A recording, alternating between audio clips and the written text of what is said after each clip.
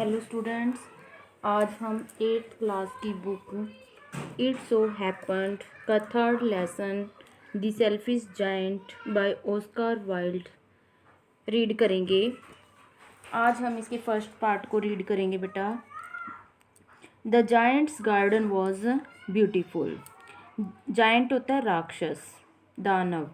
राक्षस का बगीचा बहुत सुंदर था। And children loved to play in it, और बच्चे इसमें खेलना पसंद करते थे। द जायंट हु वो सेल्फी, राक्षस जो कि सेल्फिश मीन स्वार्थी था, built a high wall round his lovely garden, अपने लवली गार्डन यानी कि प्यारे से बगीचे के चारों तरफ एक बहुत ऊंची दीवार बनवा दी। जो राक्षस स्वार्थी था ना, उस राक्षस ने अपने बगीचे के चारों ओर ऊंची ऊंची दीवार बनवा दी। Children did not enter the garden there after, और दीवार बनाने के बाद से बच्चे गार्डन के अंदर प्रवेश नहीं कर सकते थे या जा नहीं सके। नॉर डिड स्प्रिंग, स्प्रिंग होता है बसंत ऋतु, एंड समर, समर होता है ग्रीष्म ऋतु, till the giant experience a change of heart, और जब तक राक्षस के हृदय में परिवर्तन नहीं आया तब तक बसंत और ग्रीष्म ऋतु ने भी उसके बगीचे में एंटर नहीं किया। एवरी आफ्टरनून, प्रतिदिन दोपहर को, as they were coming from the school, जैसे ही बच्चे स्कूल से आते, the children used to go and play in the giant's garden, तो बच्चे राक्षस के बगीचे में जाकर खेलने लगते। यानी कि बच्चे जब स्कूल से आते दोपहर के समय, तो वो प्रतिदिन जायंट के बगीचे में जाते और वहाँ खेलना शुरू कर देते। It was a large lovely garden, यह बहुत ही बड़ा और प्यारा सा बगीचा था। विद सॉफ्ट ग्रीन ग्रास, बगीचे के अंदर बिल्कुल नरम हरी हरी घास थी। Here and there over the grass stood beautiful flowers like stars, here and there, यहाँ वहाँ हर जगह, ओवर द ग्रास, घास के ऊपर, स्टूड ब्यूटीफुल फ्लावर्स, सुंदर सुंदर फ्लावर्स थे, लाइक स्टार, और ऐसे लगते थे जैसे कि वो तारे हों, तारों की तरह वो छोटे छोटे फ्लावर्स लगते थे। And there were 12 peach tree that in the spring time broke out into delicate blossom of pink and pearl, and in the autumn bore rich fruit. And there were 12 peach tree, peach tree मतलब आड़ू के पेड़, और वहाँ पर आड़ू के 12 पेड़ खड़े थे। ठीक है। इन द स्प्रिंग टाइम, और बसंत के सीजन में, ब्रोक आउट इनटू डेलिकेट ब्लूजम, उन पर बड़े ही नाजुक नाजुक फूल लगते थे पीच ट्री पर, ऑफ पिंक, पिंक कलर के, एंड पर्ल, मोतियों की तरह, and in autumn bore, autumn होता है पतझड़ की ऋतु, और पतझड़ में बोर रिच फ्रूट, उन पर बढ़िया बढ़िया फल लगते थे। The bird set on the trees, पक्षी पेड़ों पर बैठते थे, and sang so sweetly that the children used to stop their games in order to listen to them. पेड़ों पर पक्षी बैठकर इतनी मधुर ध्वनि में गाते थे कि बच्चे खेल बंद करके उनको सुनने लगते थे। How happy we are here, हम यहाँ पर कितने खुश हैं। They cried to each other, वे एक दूसरे को चिल्लाकर कहते थे। One day the giant came back, एक दिन राक्षस वापिस आ जाता है, वापिस आया। He had been to visit his friend the Cornish ogre, वह अपने फ्रेंड कॉर्निश ओग्रे के पास गया हुआ था और वह उसके पास से वापिस आता है। And had stayed with him for 7 years, वह अपने फ्रेंड कॉर्निश ओग्रे के साथ 7 ईयर्स यानी कि 7 साल तक रहा। When he arrived, जब वह यहाँ पहुँचा, he saw the children playing in the garden, उसने देखा कि बच्चे उसके बगीचे में खेल रहे थे। What are you doing here? He cried in a very gruff voice, उसने बड़े ही रूखे स्वर में चिल्लाकर कहा, तुम सब यहाँ पर क्या कर रहे हो।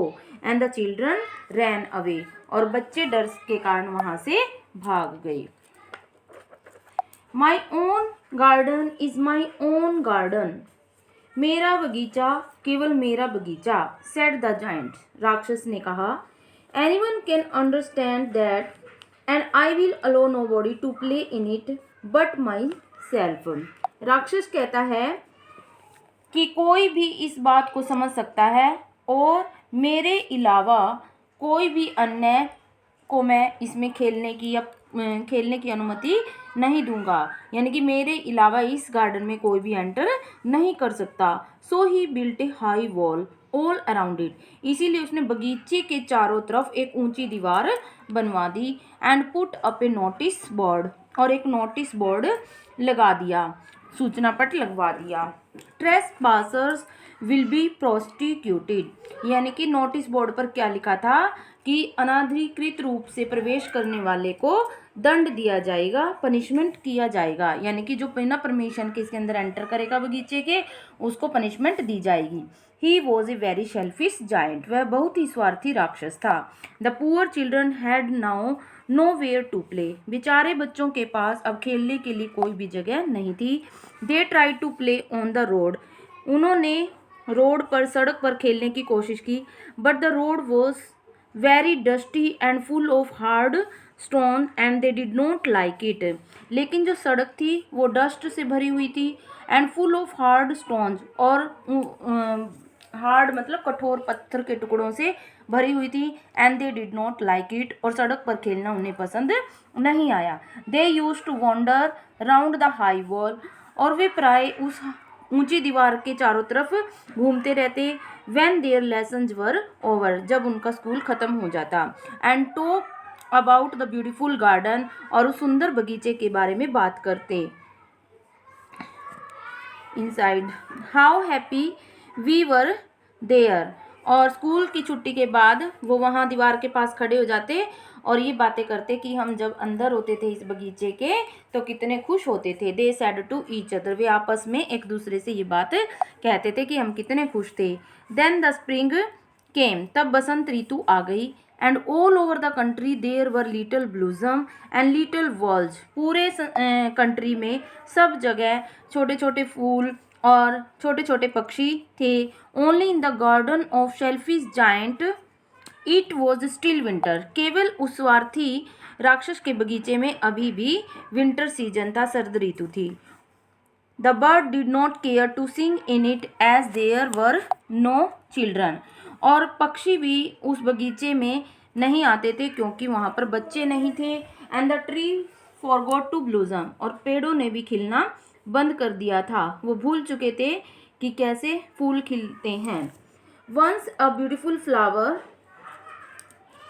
Put its head out from the grass, एक बार क्या हुआ, ए ब्यूटीफुल फ्लावर, एक सुंदर फूल, पुट्स इट्स हेड, अपना सिर निकालता है, out from the grass, grass में से, घास में से एक छोटा सा फूल निकलकर बाहर आता है। But when it so the notice board it was so sorry for the children that it slipped back into the ground again, और जब उस फूल ने जो घास में से निकला था तो उसने नोटिस बोर्ड को जब देखा तो उसे बच्चों के लिए बहुत दुख हुआ और वापस ग्राउंड के अंदर चला गया। And went off to sleep, और सो गया।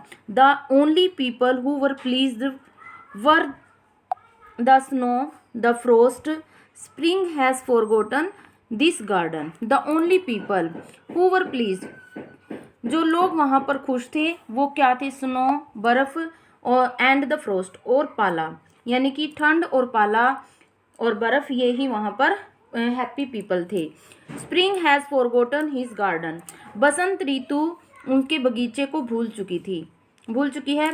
दे क्राइड, वे चिल्लाते, so we will live here all the year around, कि हम पूरा साल यहाँ पर रहेंगे। The snow covered up the grass with her great white cloak, बर्फ़ ने घास को अपने सफ़ेद रंग के कोट से ढक दिया था। And the frost painted all the trees silver, और पाले ने सभी पेड़ों को सिल्वर कलर में पेंट कर दिया था, चित्रित कर दिया था, यानी कि सभी पेड़ों के ऊपर पाला पड़ा हुआ था। Then they invited the north wind, फिर स्नो और फ्रोस्ट ने नॉर्थ वाइंड को, उत्तरी हवा को इनवाइट किया, निमंत्रण दिया, टू स्टे विद देम, कि वह उनके साथ आकर रहे। एंड ही केम, और नॉर्थ वाइंड भी वहाँ पर आ गई। ही वॉज रैप्ड इन फर्स, नॉर्थ वाइंड फर वाले कपड़ों से लिपटकर वहाँ पर आई, यानी कि जो फर होते हैं छोटे छोटे जैसे बारीक बाल होते हैं उस तरह से वहाँ पर आई। And rode all the day about the garden, और पूरा दिन बगीचे के अंदर रोर करती रही, गरजती रही, आवाज़ करती रही, यानी कि जोर जोर से नॉर्थ वाइंड वहाँ पर चलती रही। And blue the chimney pots, और जो चिमनी के ढक्कन थे उनको नीचे गिरा दिया। This is a delightful spot, यह उनके लिए पसंदीदा स्थान बन गया था। He said we must ask hail on a visit, उसने कहा कि हम हेल को यानी कि ओलो को भी यहाँ पर आने के लिए कहते हैं। सो द हेल केम, इसीलिए हेल यानी कि ओले भी वहाँ पर आ गए। एवरी डे, प्रतिदिन, फॉर 3 आवर्स, 3 घंटे तक, he rattled on the roof of the castle, castle होते किला, किले की छत पर प्रतिदिन 3 घंटे तक ओले जो है रैटल करते यानी कि आवाज़ करते हुए गिरते। टिल ही, एक minute, till he broke most of the slate, तब तक ओले गिरते रहते जब तक कि वो ज़्यादातर स्लेट को तोड़ नहीं देते। And then he ran round and round the garden as fast as he could go, और फिर वह बगीचे में गोल गोल घूमता इतनी जल्दी से जितनी जल्दी वे हो सकते थे। He was dressed in grey, ओले जो थे वो ग्रे कलर के थे, एंड यानी कि स्लेटी रंग के थे। And his breath was like ice, और जो उसकी सांस थी वो बिल्कुल बर्फ़ की तरह ठंडी थी, यानी कि जब वो चलती थी और उसमें सांस लेते थे तो बिल्कुल बर्फ़ के समान ठंड थी। I can not understand why the spring is so let in coming, said the selfish giant, selfish giant ने अपने आप से कहा कि आई कैन नॉट अंडरस्टैंड, मुझे समझ में नहीं आ रहा, why the spring is so let in coming, कि बसंत ऋतु ने आने में इतनी देर क्यों लगा दी है। As he sat at the window, जब वह अपने विंडो में खिड़की में बैठा था। एंड लुकड आउट, और बाहर की तरफ देख रहा था। At his cold white garden, अपने ठंडे सफ़ेद रंग के बगीचे को। I hope there will be a change in the weather, मुझे उम्मीद है कि मौसम में परिवर्तन जरूर होगा। But the spring never came, लेकिन बसंत ऋतु कभी नहीं आई। नॉर द समर, ना ही ग्रीष्म ऋतु आई। The autumn gave golden fruits to every garden, पतझड़ की ऋतु ने सभी जो प्रत्येक बगीचे थे सब में गोल्डन कलर के फ्रूट, मतलब गोल्डन कलर के फ्रूट से, फलों से बगीचों को लाद दिया। But to the giant's garden she gave none, लेकिन जायंट्स के गार्डन को, राक्षस के बगीचे को पतझड़ ऋतु ने कुछ भी नहीं दिया। ही इज़ टू सेल्फिश, वह बहुत ज़्यादा स्वार्थी था। सी सेड, उसने कहा। So it was always winter there, इसीलिए राक्षस के बगीचे में हमेशा ही सर्दी रहती थी। And the north wind and the hell and the frost and the snow danced about through the trees, और इसीलिए वहाँ पर हमेशा जो है नॉर्थ वाइंड उत्तरी हवा, द हेल ओले, फ्रोस्ट पाला, स्नो बर्फ, ये सब हमेशा बगीचे में पेड़ों के बीच में नृत्य करते रहते थे, डांस करते रहते थे। वन मॉर्निंग, एक सुबह, the giant was lying awake in bed, giant जो राक्षस था वो अपने बिस्तर पर जागृत अवस्था में लेटा हुआ था। When he heard some lovely music, तब उसने एक सुंदर सी संगीत की आवाज़ सुनी। It sounded so sweet to his ears that he thought it must be the king's musicians passing by, और ये साउंड जो संगीत की थी, म्यूजिक की साउंड थी, ये इतनी मधुर थी, उसके कानों को इतनी अच्छी लगी कि जायंट ने ये सोचा कि शायद ये राजा के संगीतकार हैं जो यहाँ से गुजर रहे हैं। It was really only a little linnet singing outside his window, यह वास्तव में केवल एक छोटा सा लिनेट सॉन्ग बर्ड था जो विंडो के बाहर बैठकर गा रहा था। But it was so long since he had heard a bird singing in his garden that it seemed to him to be the most beautiful music in the world, लेकिन अब उसको बहुत ज़्यादा लंबा समय हो गया था, बहुत ज़्यादा समय मतलब हो गया था कि उसने इतने सुंदर पक्षी की आवाज़ को नहीं सुना था अपने बगीचे में, इसीलिए उसको ये संगीत की आवाज़, म्यूजिक की आवाज़ संसार की सबसे सुंदर म्यूजिक की आवाज़ लग रही थी। देन द हेल स्टॉप्ड, फिर ओलों ने गिरना बंद कर दिया। डांसिंग ओवर हिज हेड, जो हेल थे उन्होंने उसके हेड पर डांस करना बंद कर दिया। And the north wind ceased roaring, और जो उत्तरी हवा थी, सीज्ड मतलब रुक गई, रोरिंग मतलब गरजने से रुक गई। नॉर्थ हवा ने भी शोर करना बंद कर दिया। And a delicious perfume came to him through the open casement, open casement खुली खिड़की, खुली खिड़की में से बहुत ही डिलीशियस मतलब बढ़िया सी परफ्यूम, सुगंध जो है उसके पास गई, जाइंट के पास। I believe the spring has come at last, और मुझे विश्वास है कि अंत में स्प्रिंग सीजन यानी कि बसंत ऋतु बगीचे में आ गई है। सेड द जाइंट, जाइंट ने कहा। And he jumped out of the bed, और इसीलिए वो छलांग लगाकर बिस्तर से खड़ा होता है। एंड लुक्ड आउट, और बाहर की तरफ देखता है। ये था आपका फर्स्ट पार्ट बेटा। सेकंड पार्ट हम नेक्स्ट वीडियो में करेंगे। ओके।